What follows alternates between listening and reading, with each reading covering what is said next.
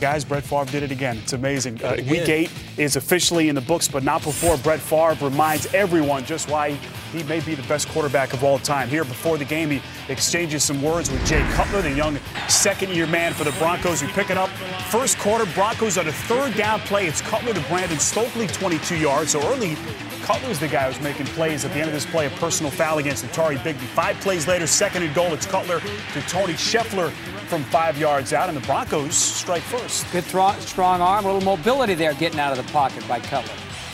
Now Green Bay, and this was a sign of things to come. Every time Denver came at them, they would strike right back. Here he locks up with one of his rookie targets. It's James Jones. What a juke little cutback across the field, 89 yards and a touchdown. And this is impressive. A play like this, Brett Favre throws the ball.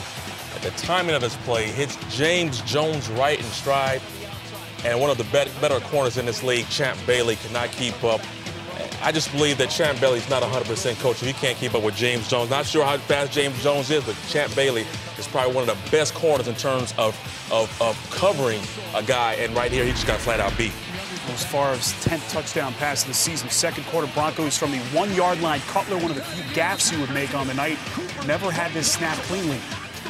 Yeah, it looks like left guard Cooper comes over to knocks the ball out of Cutler's hand, and that's just a mishap on the 1-yard line. 6th fumble of the season for Cutler. Packers have possession, and who is this guy? Ryan Grant, who would have a huge night. His first 100-yard rush game of the season here. A big loss for Denver. Don Lynch, you see, just kind of got his neck crunched up there. It's a pinched nerve.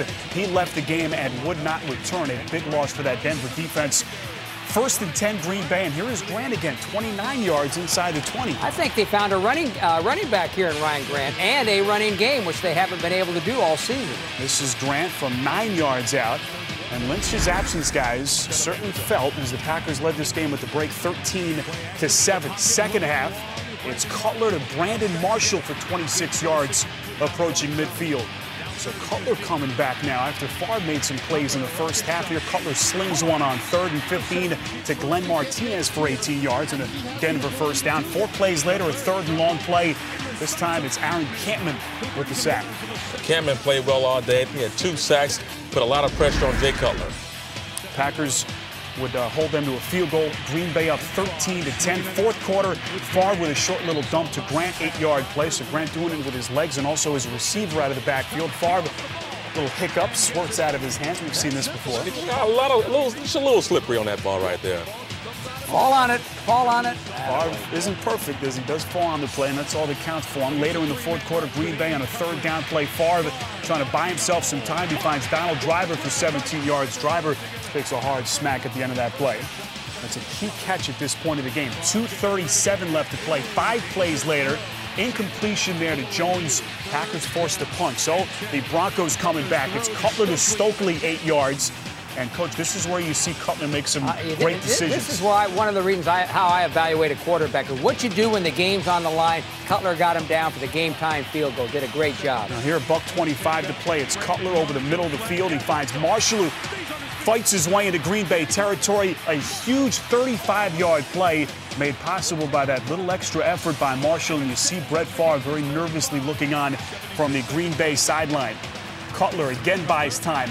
Over the middle of the field, again finds Marshall, and you see Marshall hunting for that first down marker. He finds he's inside the 15-yard line. Cutler on the give. Selvin Young trying to fill in for Travis Henry was down. Look at the moves from Henry inside the 5. Big time run right there. And here is Cutler, 25 seconds left into the end zone. It's incomplete, intended for Marshall. Now, no timeouts left for Denver. They would have one final chance here. Cutler trying to keep it himself, squirming, and here he realizes no timeout. So Jason Elam, who had won 3 games on the season with last-second field goals, is on to try to tie this game. And boy, it doesn't get any closer than this. Elam is able to boot it through, and it's good. Little chip shot field goal from 20 yards out, and this one would go to overtime. Put a coin toss, one of the long sequences of the OT. Green Bay would win it. It is sudden death overtime, guys. And first play of the extra session. Here is the guy, Brett Favre. Good night. Finds his man down the field, Greg Jennings, and he's gone. 82 yards. It's the 2nd longest play in the history of overtime in the NFL, and this one was over just like that. The Packers go into Denver and get themselves their 6th win of the season. Packers 19 and the Broncos 13. So the Broncos now with a crushing loss that they have to come back from as they drop now to 3-4 on the season.